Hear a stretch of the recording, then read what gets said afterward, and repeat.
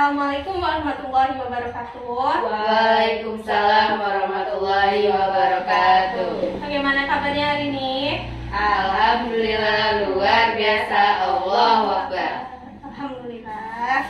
Baiklah, sebelum kita memulai pembelajaran pada siang hari ini, ada baiknya kita berdoa dulu kepada ketua kelasnya. Silakan mungkin teman-temannya untuk berdoa.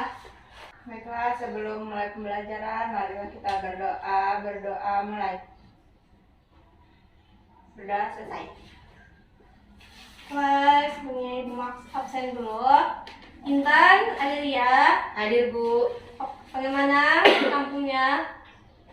Musim apa? Enggak ada musim Bu. Kalau Sofi? Hadir Bu. Ya baiklah. Untuk minggu kemarin itu sudah kita bahas tentang mencuri, lalu kemudian kita membahas tentang perampok. Ada yang masih ingat minggu kemarin materi tentang perampok? Enggak Bu. Ya baiklah, mungkin Ibu jelaskan lagi dengan kita singgung sedikit. Jadi perampok itu adalah mencuri secara terang-terangan. Kalau misalnya mencuri itu kan mengambil barang secara diam-diam. Jadi pada hari ini kita akan membahas bagian terakhir dari bab hudud dan hikmahnya, yaitu bughah.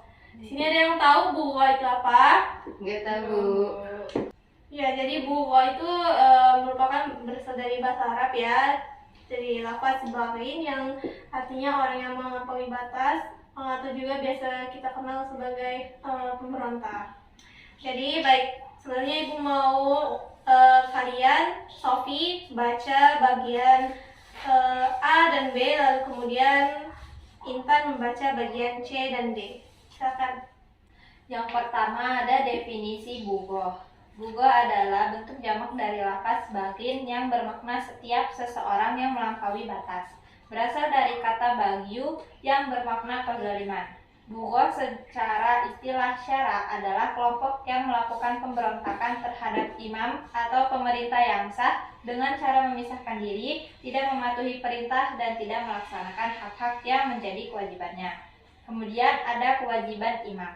Jika imam atau pemerintah yang sah melihat tanda-tanda pemberontakan dari suatu kelompok, maka imam harus melakukan langkah-langkah berikut.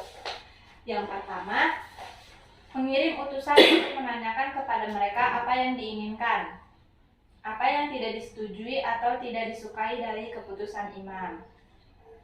Jika mereka memberikan alasan yang bisa direalisasikan tanpa dampak negatif, maka wajib mengabulkan keinginan mereka.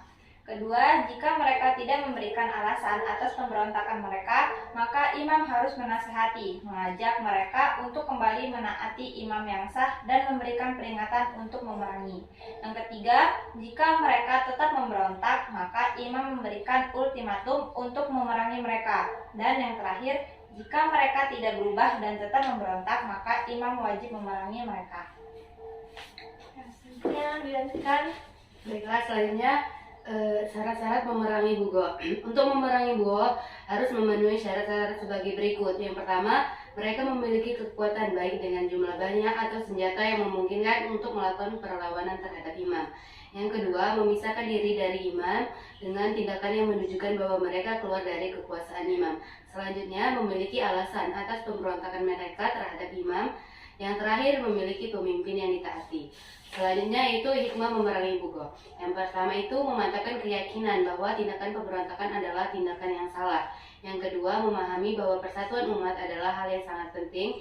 Yang selanjutnya yaitu memberikan kesadaran bahwa kewajiban warga negara adalah mentaati pemerintah yang sah selama perintahnya tidak keluar dari ajaran agama Islam dan bukan perintah maksiat.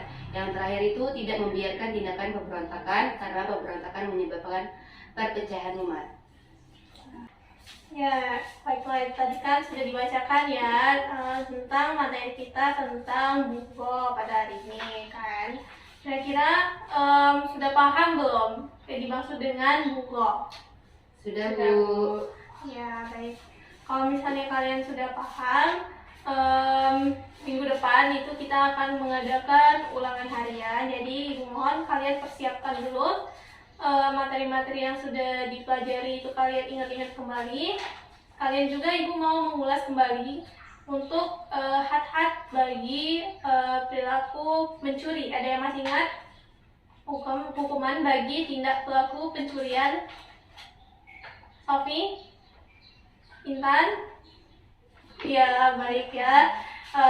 Dijelaskan lagi. Jadi untuk had dan Islam itu bagi pelaku pencurian itu dipotong dulu tangan kanannya, lalu disilang kemudian dengan kaki kirinya, lalu kemudian tangan kiri dan kaki kanan. Lalu bila masih mencuri untuk yang kelima kalinya, maka akan dihukumi dengan ta'zir atau dipenjara.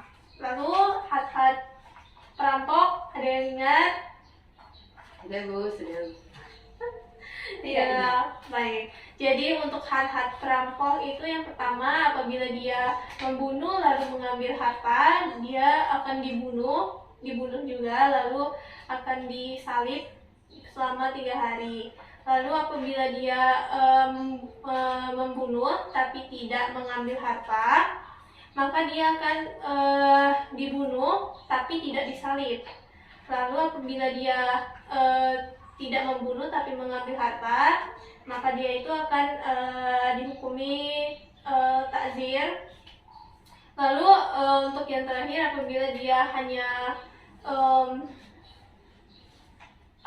dia hanya menghadangi orang-orang di jalan, itu maka dia akan diasingkan. Nah, jadi untuk hikmah-hikmah tadi juga sudah dijelaskan, sudah dibacakan dengan Intan. Jadi kurasa sudah cukup ya. Jadi jangan lupa untuk minggu depan kalian belajar, diingat-ingat kembali apa yang sudah dipelajari agar mendapatkan nilai yang terbaik. Baik, kurang lebih itu saja. Kepada Allah sama-sama kita mohon ampun. Sebelum ibu tutup, silakan dipimpin dulu untuk berdoa. Baiklah, berdoa mulai. Berdoa sekali. Baiklah, ibu akhiri. Wassalamualaikum warahmatullahi wabarakatuh. Waalaikumsalam warahmatullahi wabarakatuh.